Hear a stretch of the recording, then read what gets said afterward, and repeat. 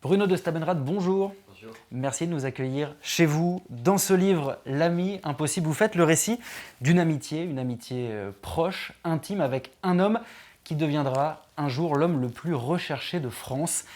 Quel est pour vous le Xavier Dupont de Ligonnès que vous avez connu?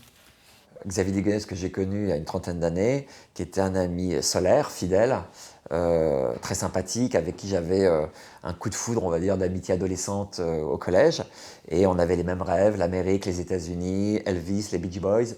Et cette adolescence, on va dire, heureuse qu'on a partagée pendant des années, forcément, à un moment, elle a changé. Et alors, cette amitié, une amitié de plus de 30 ans, est-ce qu'elle vous permet aujourd'hui, peut-être pas de comprendre, mais d'essayer d'expliquer cette trajectoire tragique? Il y a deux Xavier. Il y a le Xavier de Ligonnès, celui que j'ai connu, et ce Xavier Dupont que je ne connais pas, qui est en fait l'ami impossible, qui est celui, qui est le monstre, enfin entre guillemets, qui a tué sa famille. Et je ne parviens pas à comprendre ce qui l'a amené à cette espèce de, on va dire, de délitement psychologique et cette dérive meurtrière horrible. Donc il a fallu que je remonte dans mes souvenirs et que j'essaie de comprendre à quel moment j'avais raté quelque chose. S'il y avait une part d'ombre? Cette pardon, moi, je ne l'ai jamais vue, je l'ai compris après, c'est-à-dire en travaillant justement, en retrouvant nos amis de l'époque, en menant une enquête en fait, et en retrouvant tous mes souvenirs.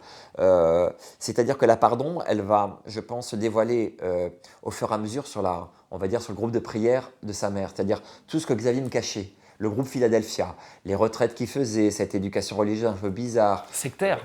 Sectaire, donc c'est là où Xavier va m'échapper. Pour vous, Xavier Dupont de Ligonnès, il est toujours en vie aujourd'hui?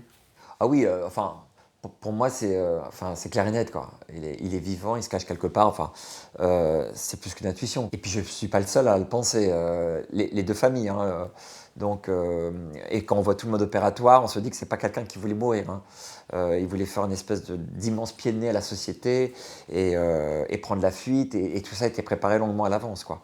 Vous espérez qu'un jour, il lira peut-être votre livre? Bah, ce livre, en fait, pour moi, mon premier lecteur, c'est Xavier. Parce que je me suis dit, quoi qu'il arrive, je ne suis pas le bon Dieu, je ne suis pas juge, je ne suis pas avocat. Je suis son ami.